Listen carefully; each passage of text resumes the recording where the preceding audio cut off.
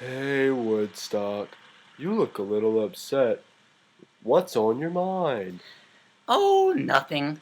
I was just thinking about how unhealthy our population is becoming. Americans, with our increasingly unhealthy food choices, coupled with a lack of physical activity, have seen overweight and obesity rates skyrocket over the last 30 years. Oh, I know. In 2011, 15% of children and 31% of adults in the Hmm, U.S. were found to be obese. terrible. And remember, children with obesity suffer a much greater risk of developing cardiovascular disease, type 2 Hmm. diabetes, certain cancers, and many other diseases. And don't forget, these high obesity rates cost the taxpayers money. In 2011, for example, South Carolina taxpayers spent an estimated $1.2 billion on obesity related health care costs, constituting 30% of their total health care spending. 1.2 That's billion? right.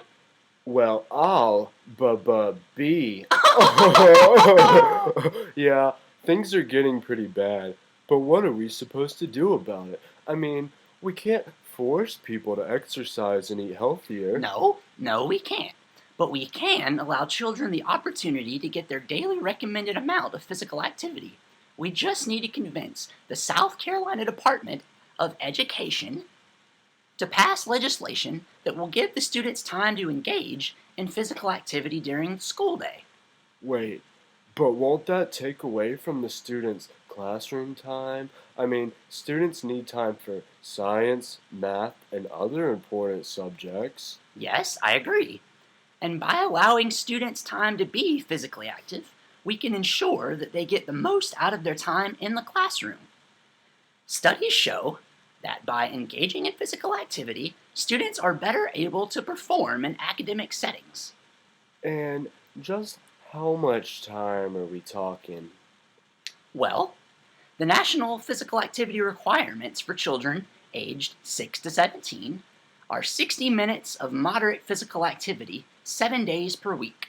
These recommendations are supported by the U.S. Department of Health and Human Services, the American Heart Association, ever heard of them? I have. And the American College of Sports Medicine. Hmm. But don't students already get some of this recommended physical activity during recess and PE?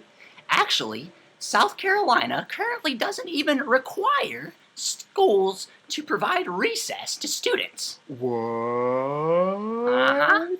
That's crazy. And the state only requires 60 minutes per week of PE. And even then, there's no set curriculum. Okay, wait a second.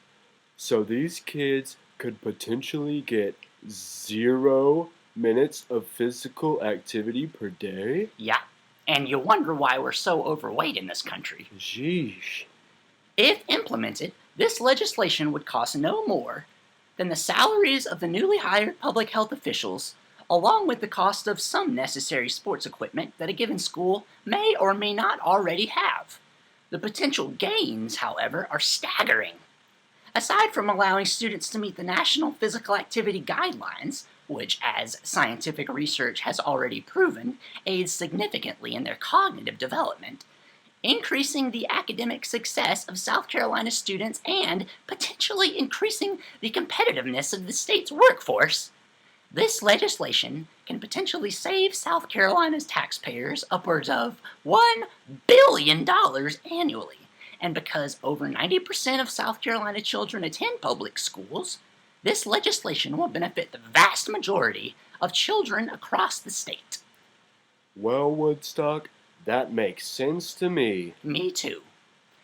The issue of obesity is one of the most important issues facing South Carolina and the nation as a whole. It is vital that we ensure that our youth meet the national physical activity requirements so that they will grow into healthy and productive citizens. You know, Woodstock, speaking of physical activity, I'll race you to the gym. Oh, no, you don't!